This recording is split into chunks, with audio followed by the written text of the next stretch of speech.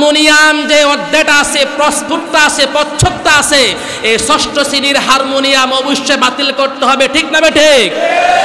আর সপ্তম শ্রেণী স্কুলের ভিতরে যে অধ্যায়টা পুরুষ এবং মহিলা, মহিলা এবং পুরুষ, ট্রান্সজেন্ডার নামে আছে, আপনাদের সন্তানদেরকে আপনারা স্কুলে দিয়েছেন, যদি এমন হয়ে থাকে তাহলে অবশ্যই অবশ্যই এই অধ্যায়টা আপনারা ছিঁড়ে ফেলে দিবেন, ঠিক না ঠিক? লিল্লাহি তাকবীর। আল কোরআনের আলো, কোরআন ছাড়া অন্য কিছু। হাযা মা ইনদি ওয়াল ইলমু ইনদাল্লাহ আলাইহি তাওয়াক্কালতু ইলাইহি উনীব। যে মহান মনিব আমাদেরকে আজকের এই সাইয়্যিদুল আইয়াম হজ্জুল মাসাকিন, সপ্তাহের শ্রেষ্ঠ দিন, গরিবের হজ্জের দিনে আমাদের সকলকে আল্লাহর ঘর মসজিদ পর্যন্ত আসার এবং বসার তৌফিক দিয়েছেন। সেজন্য মন প্রাণ উজাড় করে দিয়ে আল্লাহর শিখানো ভাষায় শুকরিয়া জ্ঞাপন করছি। আমরা সকলে জোরে সরে বলি আলহামদুলিল্লাহ। দরুদ ও সালাম সাইয়্যিদুনা হাবিবুনা শাফিউনা মুহাম্মাদুর রাসূলুল্লাহ। সকলে বলি সাল্লাল্লাহু আলাইহি ওয়াসাল্লাম। এবং আল্লাহর এই জমিনে তলদেশে যত মুমিন মুমিনাত, মুসলিম মুসলিমাত, শুহাদা আজমাইন শুয়ে আছে, সকলের রূহের আত্মার মাগফিরাত কামনা করছি। সকলে বলি আমিন। আমার মুসলমান ভাইরা, আমি আপনাদের সামনে পবিত্র কোরআনুল কারীমের সূরাতুল আলাকের 1 নম্বর আয়াত তেলাওয়াত করছি।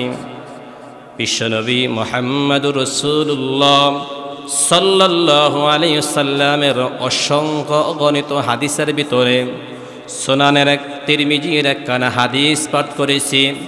আল্লাহ পাক রব্বুল আলামিন তার পবিত্র কোরআনুল মাজিদে এবং বিশ্বনবী মুহাম্মদুর রাসূলুল্লাহ সাল্লাল্লাহু আলাইহি সাল্লামের হাদিসে কি বলেছেন সেটাই হলো আজকের জুমার আলোচ্য বিষয় ইনশাআল্লাহ। আল্লাহ পাক রব্বুল আলামিন বলেছেন ইকরা। ইকরা শব্দের অর্থ হইল পড়। সবাই বলেন ইকরা শব্দের অর্থ কি? বিস্মি, তোমার রবের নামে, রব্বিকাল্লাযী খলাক, যে রব তোমাকে সৃষ্টি করেছেন, ওই সৃষ্টির কর্তার নামে পড়ার জন্য বলেছেন আল্লাহ। সবাই বলেন সুবহানাল্লাহ।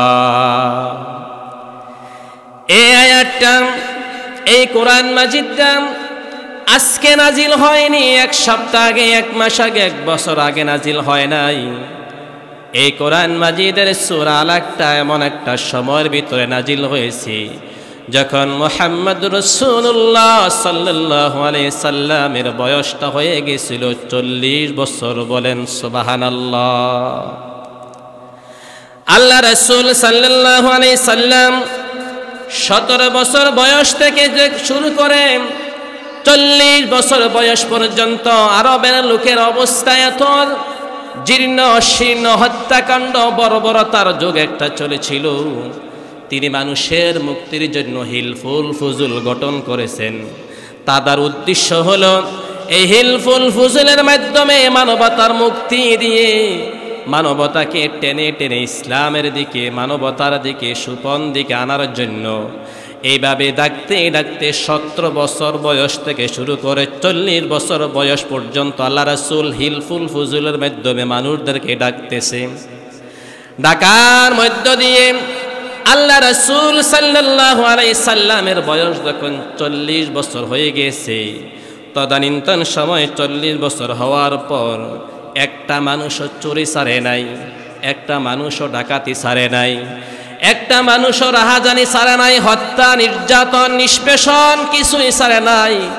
ছেলেদেরকে হত্যা করা, মেয়েদেরকে কূপে ফেলা, মেয়েদেরকে হত্যা করা, ছেলেদেরকে কূপে ফেলা, এভাবে কিছু একটা রাহাজানি বন্ধ করে নাই। আল্লাহ রাসূল সাল্লাল্লাহু আলাইহি সাল্লাম চিন্তায় ধ্যানমগ্ন হয়ে হেরার পর্বতে বিশাল একটি গর্তের ভিতরে আল্লাহ রাসূল সাল্লাল্লাহু আলাইহি সাল্লাম ধ্যানমগ্নের ভিতরে আছেন। এমন সময় আল্লাহ রাসূলের পক্ষ থেকে জিবরাইল আমিন আসছে, ইয়া রাসূলুল্লাহ আপনি পড়ুন, ইকরা। এর অর্থ হলো পড়ো। সবাই খেয়াল করুন, এই কোরআন মাজিদের যতগুলো হাজার হাজার শত শত আয়াত আছে সবার আগে নাজিল হয়েছে ইকরা। সবাই বলেন, সবার আগে নাজিল হয়েছে কি? ইকরা মানে হলো পড়ো। নামাজের আয়াত নাজিল হয় নাই, রোজার আয়াত প্রথম নাজিল হয় নাই, হজ্জের গুরুত্বপূর্ণ একটি ইবাদত এই আয়াতটাও প্রথম নাজিল হয় নাই। আবার জিকির আজকারের মতন একটা নফল ইবাদত, সুন্দর একটা গুরুত্বপূর্ণ ইবাদত, এই ইবাদতটাও প্রথম নাজিল হয় নাই। সবার আগে নাজিল হয়েছে শিক্ষা ব্যবস্থা। তার মানে বোঝা যায় একটা জাতিকে উন্নতির দিকে নিতে হলে শিক্ষার প্রয়োজনীয়তা আছে না নাই? এই যে আল্লাহ রাসূল সাল্লাল্লাহু আলাইহি সাল্লাম শিক্ষা ব্যবস্থার মধ্য দিয়ে আল্লাহ পাক রব্বুল আলামিন তার কাছে কোরআন নাজিল করেছেন, তাতে বোঝা যায় তদানীন্তন সময়ে শিক্ষা ব্যবস্থার মধ্য দিয়ে একটা জাতিকে আল্লাহ রাসূল যেভাবে পরিমার্জন করতে পেরেছে, আজকের দিনেও যারা কোরআনের মাধ্যমে জাতিকে শিক্ষা দিতে চায় তাদেরও সুন্দর পরিমার্জিত হওয়া দরকার আছে না নাই? কিভাবে শিক্ষা অর্জন করাবেন? আল্লাহ রাসূল সাল্লাল্লাহু আলাইহি সাল্লাম বলেছেন, তোমাদের জন্য আল্লাহ তাআলার পক্ষ থেকে এমন একটা ওহী আসছে, এমন একটা কোরআন মাজিদ আসছে, এই কোরআনকে যদি তোমরা বুকে ধারণ করতে পারো, কোরআনকে যদি আমল করতে পারো, আবার এই কোরআনকে যদি তোমরা তোমাদের জীবনের পাথে হিসাবে নিতে পারো, এই কোরআনকে যদি তোমরা শিক্ষা ব্যবস্থার উপর নিতে পারো, আমার আল্লাহ পাক রব্বুল আলামিন কিয়ামতের ময়দানে কোরআন তোমাদের জন্য হিসাবের যথেষ্টকারী হবে। বলেন সুবহানাল্লাহ। কিয়ামতের ময়দানে রাসূলুল্লাহ সাল্লাল্লাহু আলাইহি সাল্লাম বলেছেন, সহিহ বুখারীর হাদিস, দুইটা জিনিস আল্লাহর কাছে সুপারিশ করবেন, জোর দাবি জানাবেন আল্লাহর বান্দাদেরকে জাহান্নাম থেকে টেনে টেনে জান্নাতে নেওয়ার জন্য। এক নাম্বার হলো রমজানের রোজা, আরেকটা হলো কোরআন মাজিদ। যার জন্য রমজানের রোজা সুপারিশ করবে আর কোরআন মাজিদ সুপারিশ হবে, আল্লাহ রাসূল বলেছেন তাদেরকে টেনে টেনে আল্লাহ পাক রব্বুল আলামিন কোরআনের মাধ্যমে তাদেরকে জান্নাতে নিয়ে যাবে। বলেন সুবহানাল্লাহ।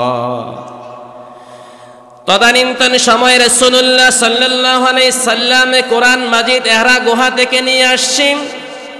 আসার পর আল্লাহ রাসূল সাল্লাল্লাহু আলাইহি সাল্লাম আরবের লোকদের কাছে কোরআন ছেড়ে দেয়, হে আরবের লোকেরা তোমরা পড়ো। কি পড়বো? হে আরবের লোকেরা তোমরা ইসলাম সম্পর্কে জানো, ইসলাম সম্পর্কে জানতে হলে কোরআন মাজিদ ছাড়া বিকল্প কোনো পথ নাই। বলেন সুবহানাল্লাহ। এ কোরআনের মাধ্যমে আল্লাহ রাসূল সাল্লাল্লাহু আলাইহি সাল্লাম 40 বছর বয়স থেকে শুরু করে আবার একদম 63 বছর বয়স পর্যন্ত পুরা 23টা বছরে কোরআন দিয়ে মানুষদেরকে ডাকছে। ডাকার পর আবু বকর, ওমর, উসমান, আলী রাদিয়াল্লাহু তাআলা আজমাইন তাদেরকে এমন ভাবে ডাকা শুরু করে দিয়েছেন, তারা এক একজন মানুষ ছিল জাহিলিয়াতের যুগে নিমজ্জিত। তাদেরকে ডেকে ডেকে টেনে টেনে আল্লাহ রাসূল যখন কোরআনের মাধ্যমে ইসলামের ছায়া তলে আনা শুরু করেছেন, আর এই মানুষগুলো as-সাহাবাতি কান-নুজুম, এই মানুষগুলো এক একটা মানুষ আকাশের নক্ষত্র সমপূর্ণ হয়ে গেছে। বলেন সুবহানাল্লাহ। অথচ আরবের লোকদের কোনো মর্যাদাই ছিল না, তারা এমন একটা নিমজ্জিত জাতি ছিল, এমন একটা বড় বড় জাতি ছিল। রাসূলুল্লাহ সাল্লাল্লাহু আলাইহি সাল্লাম বলেছেন তারা এমন বড় বড় তারা দেখে যেছিল আরবের লোকেরা, তারা কাবা ঘরের ভিতরে যাওয়ার পরও দর্শন করতে তারা দ্বিধা করত না। বলেন নাউযুবিল্লাহ।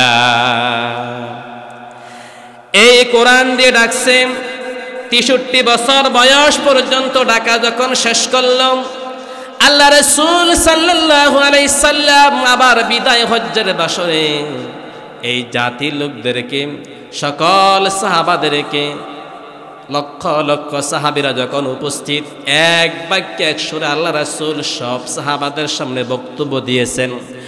বক্তব্যের প্রেক্ষাপটে একটি হাদিস তিনি বলেছেন, তারাকতু ফীকুম আমরাইন লান তাদিল্লু মা তামাসসাকতুম বিহিমা কিতাবাল্লাহি ওয়া সুন্নাতা রাসূলি। বলেন সুবহানাল্লাহ। আল্লাহ রাসূল সাল্লাল্লাহু আলাইহি সাল্লাম বলেছেন, হে আমার আরবের লোকেরা, হে আমার জাতির লোকেরা, হে আমার উম্মতেরা, হে আমার সাহাবারা, আমি হয়তোবা এই বিদায় হজ আমাদের জন্য, আমার জন্য শেষ হয়ে যেতে পারে, আমি আগামী বছর আবার নাও থাকতে পারি, তবে আমি চলে যাচ্ছি তোমাদের মাঝে দুইটা জিনিস রেখে যাই। ওই দুইটা জিনিস একটা হলো কিতাবাল্লাহ, একটা নাম হলো কোরআন মাজিদ। বলেন সুবহানাল্লাহ। ও সুন্নাত রাসূলি, দ্বিতীয়টা হলো সুন্নাত, মানে রাসূলের হাদিস, রাসূলের অনুসরণীয়, রাসূলের অনুকরণীয়। এখন বলেন তো দেখি, রাসূলুল্লাহ সাল্লাল্লাহু আলাইহি সাল্লাম 11তম হিজরিতে ইন্তেকাল করে চলে গেছেন, আজ পর্যন্ত কোরআন মাজিদ আমাদের কাছে আছে না নাই? এ কোরআন মাজিদ আমাদের দরকার আছে না নাই? এ কোরআন দিয়ে আমাদের শিক্ষা ব্যবস্থা, সামাজিক, রাজনৈতিক, আন্তর্জাতিক পলয় পর্যন্ত সকল ব্যবস্থায় কোরআন মাজিদ দরকার আছে না নাই? দেখা যাচ্ছে আজকের শিক্ষাপাঠ এমন একটা শিক্ষা ব্যবস্থার উপরে আমরা আছি বাংলাদেশ। ওই শিক্ষা ব্যবস্থাটা আমরা শিক্ষা ব্যবস্থার উপরে না বোঝার কারণে, না জানার কারণে অনেকে শিক্ষা ব্যবস্থাটাকে একটা অহেতুক অথবা একটা থার্ড ক্লাস বিষয়ে পড়ে রাখছে, অথচ শিক্ষাটা হলো একটা ইবাদত। সবাই বলেন সুবহানাল্লাহ। শিক্ষা ব্যবস্থা কি? একটা ইবাদত। রাসূলুল্লাহ সাল্লাল্লাহু আলাইহি সাল্লাম বলেছেন, মান সালাকা তরিকান ইয়ালতামিসু ফীহি ইলমান সাহালাল্লাহু লাহু তরিকান ইলাল জান্নাহ। আল্লাহ রাসূল সাল্লাল্লাহু আলাইহি সাল্লাম বলেছেন, যে ব্যক্তি শিক্ষার উদ্দেশ্যে, অর্থাৎ এ কোরআন মাজিদ, হাদিস শরীফ শিক্ষার উদ্দেশ্যে ঘর থেকে বাইর হইল, ইয়ালতামিসু ফীহি ইলমান সাহালাল্লাহু লাহু তরিকান ইলাল জান্নাহ, আল্লাহ পাক রব্বুল আলামিন তার জান্নাতের রাস্তাকে সহজ করে দেয়। বলেন সুবহানাল্লাহ। শিক্ষা ব্যবস্থার সাথে জান্নাতে যাওয়ার রাস্তা সহজ, শিক্ষা ব্যবস্থার সাথে আল্লাহ এবং আল্লাহ রাসূলকে পাওয়া সহজ। বলেন সুবহানাল্লাহ। আজ আমরা শিক্ষা ব্যবস্থাটাকে এমন একটা বিবর্জিত শিক্ষা ব্যবস্থার মধ্যে ঢেলে দিচ্ছি, মনে হয় শিক্ষা ব্যবস্থাটাই কিছুই না। অথচ আল্লাহ পাক রব্বুল আলামিন পবিত্র কোরআনে সূরা রহমানে বলেছেন, আর রহমান আল্লামাল কোরআন খলাকাল ইনসান আল্লামাহুল বায়ান। সবাই বলেন সুবহানাল্লাহ। আর রহমান দিয়ে আল্লাহ পাক রব্বুল আলামিন পবিত্র কোরআনে এটাই বুঝাইতে চেয়েছেন, হে দুনিয়ার মানুষেরা, আমি অতিময় এক রহমান। আল্লামাল কোরআন খলাকাল ইনসান, সবাই খেয়াল করেন, আল্লামাল কোরআন, আমি তোমাদেরকে কোরআন শিখাইছি। খলাকাল ইনসান, এরপর আমি মানুষ সৃষ্টি করেছি। আগে মানুষ সৃষ্টি করছে নাকি আগে কোরআন শিখাইছে? বলেন সুবহানাল্লাহ। আগে কোরআন শিক্ষা দিয়েছে। যদি বলতো আর রহমান খলাকাল ইনসান আল্লামাহুল কোরআন, যদি বলতো তাহলে আমরা বুঝতাম আগে মানুষ সৃষ্টি করছে, তারপরে কোরআন শিখাইছে। মানুষ সৃষ্টি যেহেতু হয়েছে, কোরআন শিখলো আসি না শিখলো আসি তা নয়। আল্লাহ পাক রব্বুল আলামিন বলেছেন, আমি আগে তোমাদেরকে বানানোর আগে আমি কোরআনকে আগে শিখাই রাখছি। বলেন সুবহানাল্লাহ। অবশ্যই অবশ্যই তোমরা কোরআন শিখতে হবে এমন এক পর্যায়ে তোমাদেরকে যে কোনো মূল্যে যদি কোরআন না শিখো, এ কোরআন সম্পর্কে আল্লাহর কাছে জবাবদিহি করা দরকার আছে না নাই? তারপরে বলেছে আল্লামাহুল বায়ান, আমি তোমাদেরকে কথা বলার শক্তি দিয়েছি। সবাই বলেন তো দেখি, এ কথা বলা কি আপনার আমার কোনো হিকমত, আপনার আমার কোনো কৌশল আছে নাকি? না, এ কথা বলাটা সরাসরি আল্লাহ তাআলার পক্ষ থেকে পৃথিবীর শ্রেষ্ঠ নিয়ামত। বলেন সুবহানাল্লাহ। সকল মানুষের দ্বারা কথা বলা সম্ভবই না। আল্লাহ পাক রব্বুল আলামিন এই পবিত্র কোরআনে বলেছেন, হযরত মূসা আলাইহিস সালাতু ওয়াস সালামকে বলেছেন, হে মূসা যাও ফেরাউনের কাছে, ইযহাবু ইলা ফিরআউনা ইন্নাহু তাগা, হে মূসা যাও ফেরাউনের কাছে, তিনি সীমা লঙ্ঘনকারী হয়ে গেছে। তখন মূসা আলাইহিস সালাতু ওয়াস সালাম বলছে, হে আল্লাহ আমি তো যাব সত্য 100%, তবে আপনি তো জানেন আমার মুখ একটু বাক প্রতিবন্ধী, আমি একটু মুখে তোতলামি করি, আমার মুখে দিয়ে স্পষ্ট কথা আসে না। তবে হ্যাঁ, আমার একজন ভাই আছে, তার নাম হলো হারুন আলাইহিস সালাম। সবাই বলেন সুবহানাল্লাহ। ওই হারুন আলাইহিস সালাতু ওয়াস সালামের মুখের ভাষা স্পষ্ট, তাকে যদি আপনি দিয়ে দেন ফেরাউনের কাছে গিয়ে যদি আমি মূসা এবং হারুন আলাইহিমাস সালাম দুইজনে মিলে কথা বলি, আমি তো মূসা পয়গম্বর রিসালাতের দায়িত্ব নিয়ে আসছি, আমি আল্লাহ তোমার পক্ষ থেকে তাওরাত কিতাব নিয়ে আসছি সত্য, আমি আমার ভাই হারুন আলাইহিস সালাতু ওয়াস সালামকে নিয়ে যদি ফেরাউনের কাছে যাই, দুইজন মিলে যদি ফেরাউনের কাছে গিয়ে দাওয়াত দেই, হতে পারে ফেরাউন দাওয়াত কবুল করতে পারে। বলেন সুবহানাল্লাহ। হযরত মূসা আলাইহিস সালাতু ওয়াস সালামের কথা শুনে আল্লাহ পাক রব্বুল আলামিন বলেছেন, হারুন আখিশদুদ বিহি আযরি ওয়া আশরিকহু ফি আমরি। বলেন সুবহানাল্লাহ।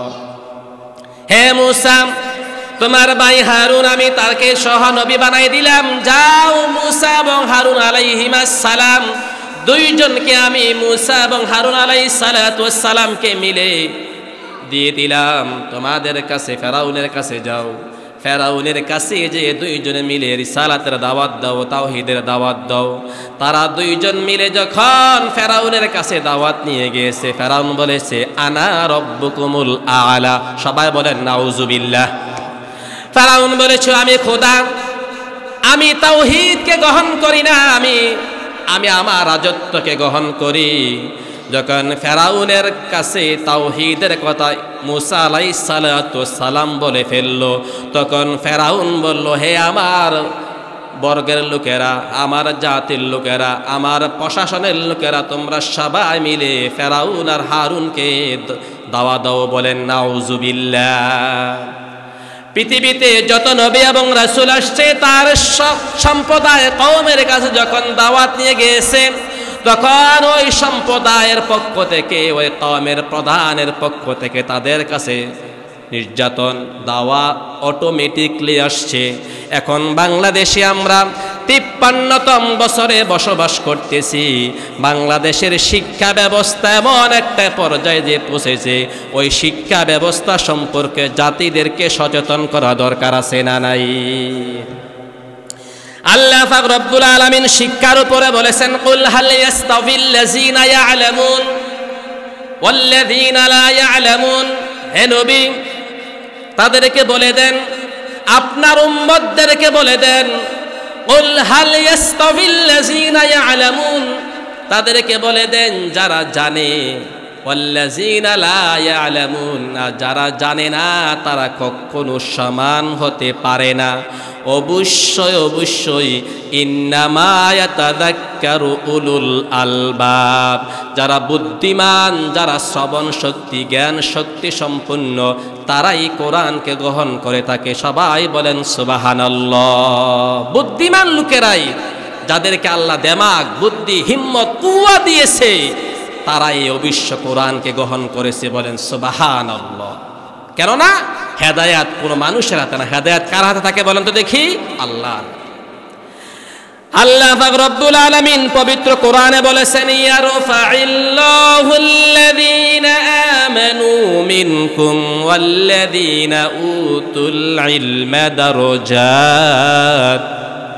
হে দুনিয়ার মানুষেরা তোমরা শোনো, আমি আল্লাহ দুই শ্রেণীর মানুষদেরকে সবচেয়ে বেশি মর্যাদা দান করি। ওই দুই শ্রেণী মানুষের মধ্যে এক নাম্বার হলো যারা ঈমানদার, আল্লাযীনা উতুল ইলমা দারাজাত, আমানু ইলমা দারাজাত, যারা ঈমান গ্রহণ করে আর যারা ইলম শিক্ষা গ্রহণ করে, দারাজাত তাদের মর্যাদা আমি আল্লাহর আকাশ পর্যন্ত নিয়ে নেই। বলেন সুবহানাল্লাহ।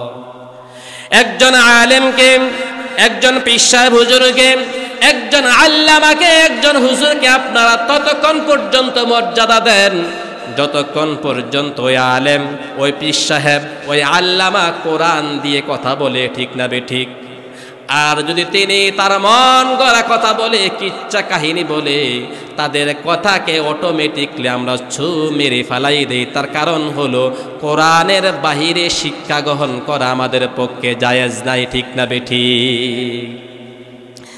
আল্লাহ পাক রব্বুল আলামিন আমাদেরকে এই কথা বলে মেসেজ দেওয়া উদ্দেশ্য হলো, হে দুনিয়ার মানুষেরা তোমরা শোনো, আমি তোমাদের কেমন একটা গ্রন্থ কিতাব দিয়েছি, কিতাবের ইলম যদি তোমরা শিক্ষা গ্রহণ না করো তাহলে তোমাদের জন্য এমন একটা আযাব এবং গজব আসবে, ওই আযাব এবং গজবকে তোমরা কখনো ঠেকানো তোমাদের পক্ষে সম্ভব না। সবাই বলেন নাউজুবিল্লাহ। আল্লাহ পাক রব্বুল আলামিন বলেছেন, আফালা ইয়াতাদাব্বারুনাল কুরআনা আম আলা কুলুবিন আকফালুহা। হে দুনিয়ার মানুষেরা তোমাদের কি হলো? ইয়াতাদাব্বারুনাল কুরআন, কেন তোমরা কোরআনকে নিয়ে গবেষণা করো না? এ কোরআনকে নিয়ে গবেষণা করার জন্য সবাই বলেন তো আমাদের জন্য বলেছেন কে? কিন্তু বাংলাদেশ আজ 24 সাল চলে যাচ্ছে। কিছুদিন পূর্বে আমাদের দেশে যে 1 জানুয়ারি অথবা 1 জানুয়ারি বই পুস্তক উপহার নামে সারা বাংলাদেশে বই পুস্তক বিতরণ করেছে। 1 থেকে শুরু করে প্রাইমারি পর্যন্ত, ক্লাস 6 থেকে শুরু করে 10 পর্যন্ত, ইন্টারমিডিয়েট থেকে শুরু করে মাস্টার্স পর্যন্ত। বলেন তো দেখি কোন জায়গাত কি কায়দা আমপারা কোরআন শরীফ ঢুকাইছে নাকি? না। তার কারণ হলো শিক্ষা বিবর্জিত, এমন নৈতিকতা শিক্ষা বিবর্জিত আমাদেরকে শিখায় যে শিক্ষার মধ্যে কোরআন নাই। বলেন নাউজুবিল্লাহ। আম আলা কুলুবিন আকফালুহা, সরাসরি আল্লাহ বলতেছে, হে দুনিয়ার মানুষেরা তোমাদের কলব, তোমাদের ইলম, তোমাদের জ্ঞান এমন কি হয়ে গেল, গাফেল হয়ে গেল যে শিক্ষা তোমাদেরকে দুনিয়ার শিক্ষা ব্যবস্থা করাইতাছে, অথচ যে শিক্ষা দিয়ে, যে কোরআন দিয়ে তোমরা কবরে হিসাব দিবা, যে কোরআন দিয়ে তোমরা হাসরের ময়দানে হিসাব দিবা, যে কোরআন দিয়ে তোমরা জান্নাতে যাবা, জাহান্নাম থেকে ফায়সালা হয়ে জান্নাতে যাইবা। এখন বলেন তো দেখে কোরআন মাজিদ শিক্ষার আমাদের জন্য দরকার আছে না নাই? কেন আছে? অবশ্যই শিখতে হবে। তার কারণ হলো আল্লাহ রাসূল সাল্লাল্লাহু আলাইহি সাল্লাম যে শিক্ষা ব্যবস্থা দিয়ে গেছেন, ওই শিক্ষা হলো 100% কোরআন মাজিদ। বলেন সুবহানাল্লাহ। আবু বকর, ওমর, ওসমান, আলী রিদওয়ানুল্লাহি তাআলা আজমাইন, যে লক্ষ লক্ষ সাহাবা ছিল তারা কেউ পাশ করে নাই এমন আমরা যে পাশ করি, আমরা যে ইন্টারমিডিয়েট অনার্স মাস্টার ডিগ্রি কামেল দাওরা পাশ করি, এমন পাশ করা কেউ সাহাবী ছিল না। প্রত্যেক সাহাবীদের একটা মর্যাদা ছিল, তারা কোরআনের হাফেজ ছিল, হাদিসের হাফেজ ছিল। তাদের কাছে কোরআন মাজিদ যতটুক অর্জন করা সম্ভব ছিল তারা ততটুক মর্যাদা করেছে। পাওয়া যায় একজন তাবিঈ বহুদূর থেকে আল্লাহ রাসূলের কাছে আসছে। এই আল্লাহ রাসূলের স্ত্রী আম্মা আয়েশাকে জিজ্ঞেস করছেন, ইয়া আয়েশা, আমি তাবিঈ, সাহাবী হলো যারা রাসূলকে দেখছে, আমি তো রাসূলকে দেখতে পারি না, আমার বাড়ি অনেক দূরে, রাসূল ইন্তেকাল করেছে, আমি শুনছি, তবে সাহাবী দেখার কারণে আমার নাম তাবি হয়ে গেছে। আমি জানতে চাই রাসূলের চরিত্রটা কেমন ছিল। সবাই বলেন সুবহানাল্লাহ। আম্মা আয়েশা রাদিয়াল্লাহু তাআলা আনহা বলেছেন, হে তাবিঈ, তোমরা কি কোরআন পড়ো নাই, হাদিস পড়ো নাই? কানা খুলুকুল কোরআন। কারণ হলো রাসূলের পুরা জীবনটাই ছিল কোরআন। বলেন সুবহানাল্লাহ। আম্মা জান আয়েশা থেকে পাওয়া যায় তার জীবনী তিনি 2226টা হাদিস মুখস্থ করেছিলেন। একজন মহিলা রাসূলের স্ত্রী হওয়ার পরে যদি 2226টা হাদিস মুখস্থ করতে পারে, আমরা যারা পুরুষ হিসাবে আছি আল্লাহ রাসূলের কাঠগড়া যদি আমরা জবাবদিহি করতে হয়, এখন বলেন তো দেখি, এখন থেকে কোরআন হাদিস শিক্ষা আমাদের জন্য দরকার আছে না নাই? কেন দরকার? অবশ্যই দরকার। যে কোরআন দিয়ে আপনার আমার হিসাব নিকাশ হবে, আপনাকে জিজ্ঞেস করা হবে না কবরে গেলেন, হে দুনিয়ার মানুষ তুমি কোন ইউনিভার্সিটি থেকে পড়ে আসছ, তুমি কোন অনার্স মাস্টার্স করে আসছো, কোন সাবজেক্টের উপর, আপনাকে জিজ্ঞেস করা হবে।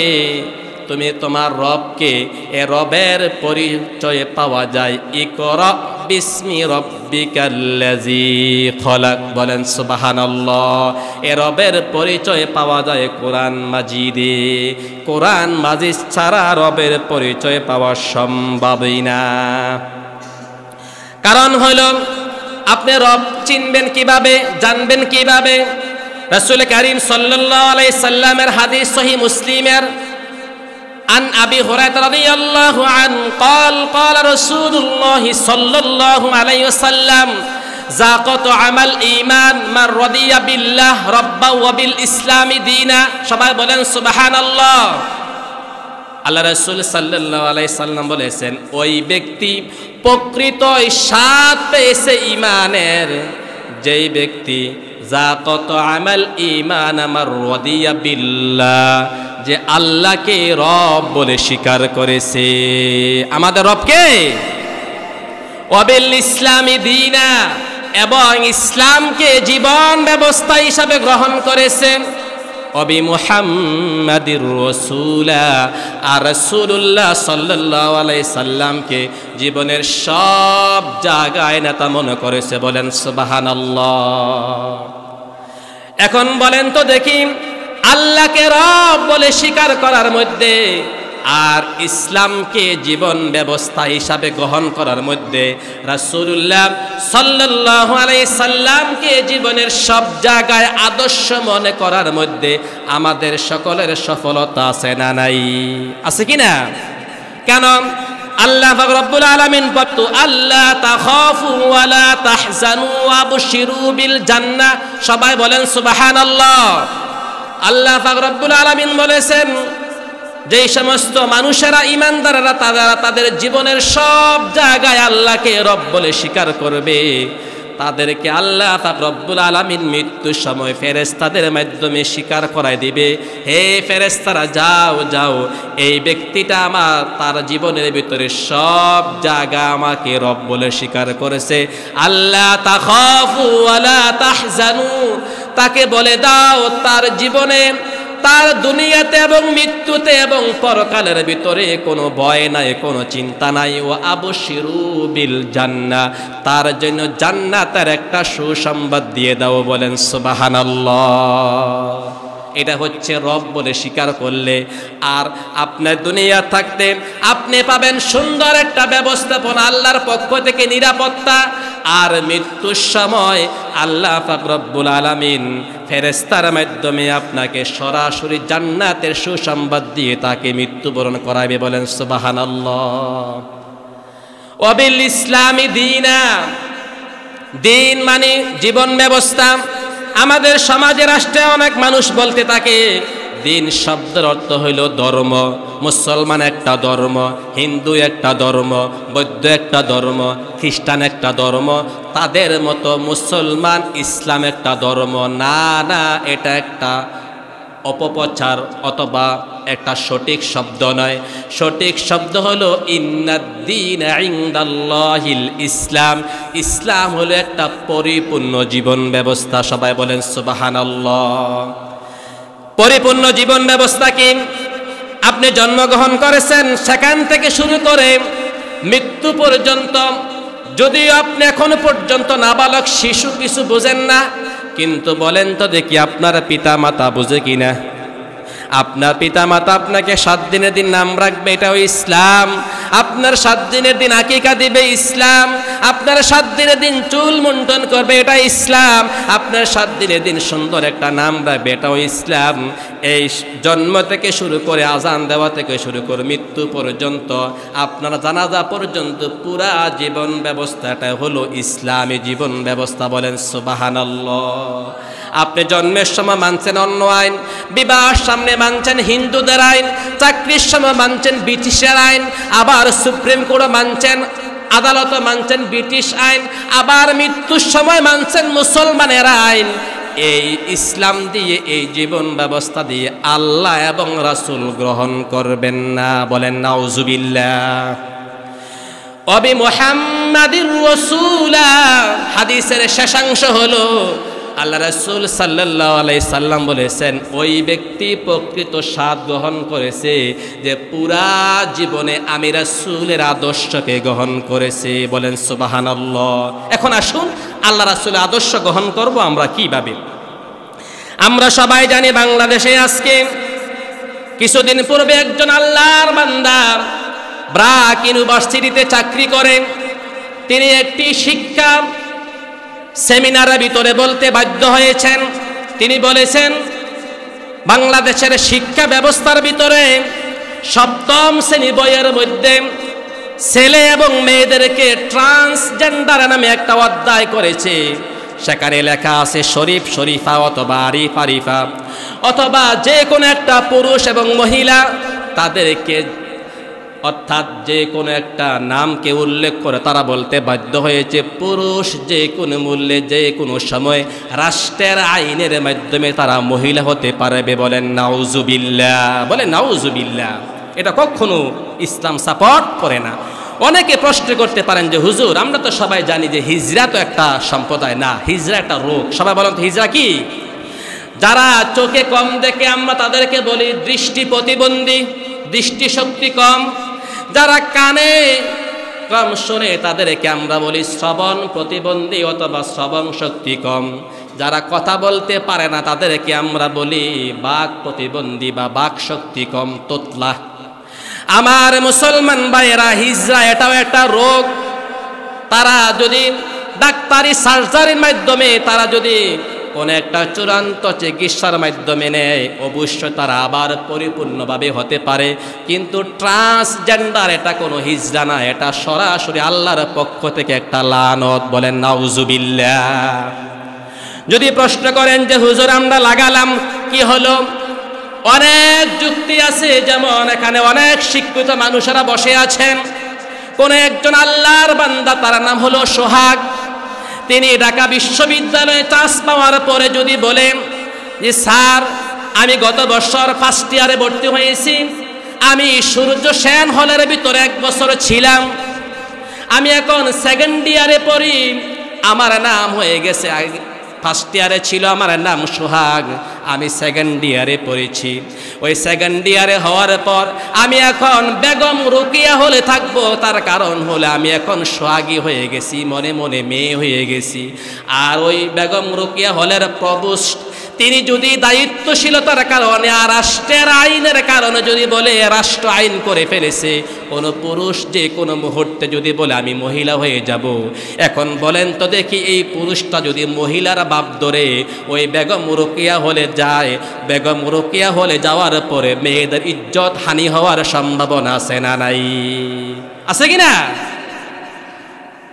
নিজে নিজে বললে হয়ে যায় না, আল্লাহর পক্ষ থেকে এটা হতে হবে। রাসূলুল্লাহ সাল্লাল্লাহু আলাইহি সাল্লাম বলেছেন লাআনাল্লাহুল মুতাশাবিহাতি মিনান নিসাই বিররুজুল। বলেন নাউজুবিল্লাহ। আল্লাহ রাসূল সাল্লাল্লাহু আলাইহি সাল্লাম বলেছেন যে ব্যক্তি মহিলা, যে মহিলা নিজেকে পুরুষ দাবি করবে, অথবা আমি আল্লাহর পক্ষ থেকে তাকে সৃষ্টিগতভাবে দিয়ে দিছি মহিলা, আর তিনি দাবি করতেছে পুরুষ, অথবা পুরুষের বাকভঙ্গিতে চলতেছে। আবার আমার পক্ষ থেকে, আমি আল্লাহর পক্ষ থেকে তাকে আমি দিয়েছি পুরুষ, তিনি মহিলার বেশ ধরেছে, মহিলা ধারণ করেছে। লাআনাল্লাহুল মুতাশাবিহাত, এই সমস্ত মানুষের প্রতি আমি আল্লাহর পক্ষ থেকে লানত। বলেন নাউজুবিল্লাহ। আর বাংলাদেশের প্রেক্ষাপটে তো আরো উচ্ছৃঙ্খল হবে। তার কারণ হলো, একজন মেম্বার যদি বলে, হ্যাঁ আমার ওয়ার্ডের লোকেরা তোমরা আমাকে ভোট দিয়েছ, আমি মেম্বার হয়েছি, আমি এখন থেকে মনে মনে চিন্তা করলাম আমি এখন চেয়ারম্যান। আবার চেয়ারম্যান যদি কয় আমি ইউনিয়ন থেকে পাশ করেছি, তোমরা আমাকে চেয়ারম্যান ভোট দিয়েছ, পাশ করে দিয়েছ। এখন বলেন তো দেখি, তিনি যদি মনে মনে পাশ করে দেয়, মনে মনে মানুষের কাছে ঘোষণা দিয়ে দেয়, এখন আমি সবার কাছে সংসদ সদস্য, আমরা তাদেরকে কি জনপ্রতিনিধি বলবো নাকি পাগল বলবো? কি বলবো? এটা মুসলমান নয়, কোন সভ্য সমাজে সভ্য দেশে সাপোর্ট করা যায়। রাসূলুল্লাহ সাল্লাল্লাহু আলাইহি সাল্লাম আমাদের জন্য আল্লাহ তাআলার পক্ষ থেকে শিক্ষা ব্যবস্থা দিয়েছে এটাই। কিন্তু যখন ব্রাক ইউনিভার্সিটির ওই প্রফেসর বা শিক্ষক, তিনি যখন তার বই থেকে এমন সুন্দর করে আল্লাহ তাআলার বান্দা যখন ঠাস ঠাস করে ছিঁড়ে ফেলে দেয়, সবাই খেয়াল করুন, তিনি যখন শেষ করে দিল, তখন তিনি তার ইমানের দায়িত্ব গ্রহণ করাইছে। তার মানে বুঝাইল, আমি একজন মুসলমান হয়ে ট্রান্সজেন্ডার কখনো সাপোর্ট করতে পারি না। বলেন ঠিক না বেঠিক? কারণ হলো মুসলমান আল্লাহ তাআলার পক্ষ থেকে এসেছে। আজকে আমার সামনে যে সমস্ত মুসলমানরা বসে আছেন, সবাই বলেন তো দেখি, আমাদের জন্য ক্ষমতা বড় নাকি ইমান বড়? আমাদের জন্য অর্থনীতি, সমাজনীতি বা রাষ্ট্রনীতি বড় নাকি ইমান বড়? আল্লাহ পাক রব্বুল আলামিন ইমানের মাধ্যমে আমাদেরকে জানিয়ে দিয়েছেন, তোমাদেরকে যে পুরুষ আমি দিয়েছি তোমরা পুরুষত্ব নিয়ে থাকবা, আর যারা মহিলা দিয়েছি তোমরা মহিলাদেরকে নিয়ে থাকবা। মহিলা তোমরা মহিলা আলাদা, পুরুষ তোমাদের পুরুষ আলাদা। ট্রান্সজেন্ডার নামে যে সাবজেক্ট বাংলাদেশে তৈরি হচ্ছে, এটা সরাসরি আল্লাহ তাআলার পক্ষ থেকে একটা গজব। বলেন নাউজুবিল্লাহ। তিনি তার ইমানের দাবিতে ঠাস ঠাস করে এটাকে ছিঁড়ে ফেলে দিয়েছে। ঠিক না বেঠিক? তিনি যখন শেষ করে দিয়েছেন, সবাই খেয়াল করুন, রাতের 12টার পরে ওই আল্লাহর বান্দাকে ব্রাক ইউনিভার্সিটির পক্ষ থেকে, ব্রাক ইউনিভার্সিটির প্রফেসর অথবা বিসি তাকে ফোন করে দিয়েছে, হে আল্লাহর বান্দা, হে শিক্ষক, আগামী দিন থেকে তুমি ক্লাসে আর আসবা না। কিন্তু আলহামদুলিল্লাহ, আলহামদুলিল্লাহ, আল্লাহ তাআলার পক্ষ থেকে বিশাল বড় নেয়ামত হলো, ব্রাক ইউনিভার্সিটির শিক্ষার্থীরা 2 দিন পরে ব্রাক ইউনিভার্সিটি তারা দিতে বাধ্য হয়েছে। বলেন আলহামদুলিল্লাহ। আজ ব্রাক ইউনিভার্সিটির শিক্ষার্থী নয়, বাংলাদেশের প্রত্যেকটি মুসলমান যদি গর্জে না ওঠে, তাহলে আমাদের বাংলাদেশের মুসলমানিত্ব নিয়েও বসবাস করা সম্ভব হবে না। ঠিক না ঠিক? অথচ আমরা বাংলাদেশ স্বাধীনতার কথাগুলো সবগুলো ভুলে গেছি। আজকে বাংলাদেশে আমরা আলেম ওলামারা কথা বলতেছি ঠিক, সবাই খেয়াল করুন, বাংলাদেশে আলেম ওলামারা কথা বলতেছি ঠিক, কিন্তু আলেম ওলামাদের কথাগুলো উপরে যাচ্ছে না। তার কারণ হলো, আজকে দেখেন বাংলাদেশের মাদ্রাসা বোর্ড যে 6ষ্ঠ শ্রেণী এবং নবম দশম শ্রেণী, 6ষ্ঠ শ্রেণীর বইয়ের কভারের ভিতরে, সবাই খেয়াল করুন, বইয়ের কভারের ভিতরে হারমোনিয়াম লাগাই দিয়েছে। বলেন নাউজুবিল্লাহ। মাদ্রাসার বোর্ডে বইয়ের কভারের ভিতরে লাগাইছে হারমোনিয়াম। আর নবম দশম শ্রেণী 2024 সালের শিক্ষাবর্ষে ইসলামের ইতিহাস সাবজেক্টটাই উড়াই দিয়েছে। বলেন নাউজুবিল্লাহ। অথচ মাননীয় প্রধানমন্ত্রী শেখ হাসিনা, সবাই খেয়াল করুন, মাননীয় প্রধানমন্ত্রী শেখ হাসিনার পিতা বাংলাদেশ যখন স্বাধীন হয়েছে কি বলেছেন? রক্ত যখন দিয়েছি রক্ত আরো দেব, প্রয়োজনে বাংলাদেশকে মুক্তি করে সারবো। পরে কি বলেছেন? কার উপরে ভরসা করে স্বাধীন করেছে বলেন তো দেখি? আল্লাহর উপরে। তার মানে আল্লাহর উপরে ভরসা করে দেশ স্বাধীন হয়েছে ঠিক, কিন্তু এখন কি আল্লাহর উপরে আছে? সবগুলো ধূলিসাৎ হয়ে যাচ্ছে। এই জন্য 2024 সালে বাংলাদেশ মাদ্রাসা শিক্ষা বোর্ডে অনতি বিলম্বে ইসলামের ইতিহাস বই অবশ্যই নিয়োগ দিতে হবে, ঠিক না বেঠিক? অনতি বিলম্বে যদি না করা হয়, আজকে ইসলাম ইতিহাস শেষ, আবার 2 বছর 3 বছর পর হাদিস সাবজেক্ট শেষ, আবার 3 বছর 5 বছর পর কোরআন সাবজেক্ট শেষ, পরবর্তীতে এমন একটা সমস্যা হয়ে পড়বে যে মাদ্রাসা এবং স্কুলের মধ্যে কোনো ব্যবধান থাকবে না, ঠিক না বেঠিক? অথচ আমি মাদ্রাসা 6 থেকে শুরু করে কামেল পর্যন্ত পড়েছি, আলিয়া কওমি এবং অনার্স মাস্টার্স করেছি। আলহামদুলিল্লাহ আমি মাদ্রাসা থেকে কোরআন হাদিস ইসলাম ইতিহাস সব কিছু জেনেছি। তার জানার কারণ হলো মাদ্রাসা সিলেবাসে সব কিছু লিপিবদ্ধ করা ছিল।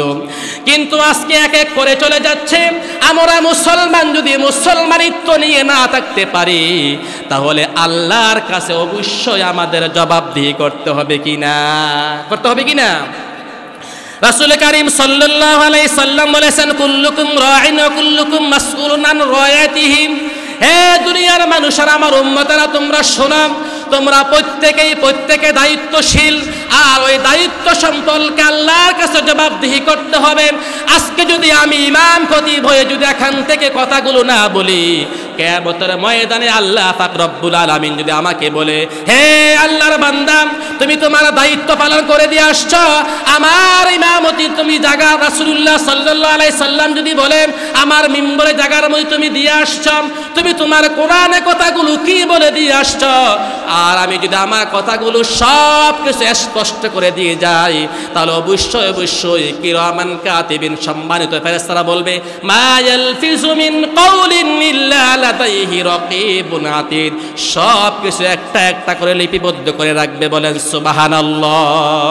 এই জন্য আমাদের উচিত হবে আমরা এই নৈতিকতা বিবর্জিত শিক্ষা ব্যবস্থা কোনোদিন মানি না। কারণ হলো স্কুল থেকে তো সব কিছু একটা একটা শেষ করে দিচ্ছে, মাদ্রাসা তো আবার হাত দিয়েছে।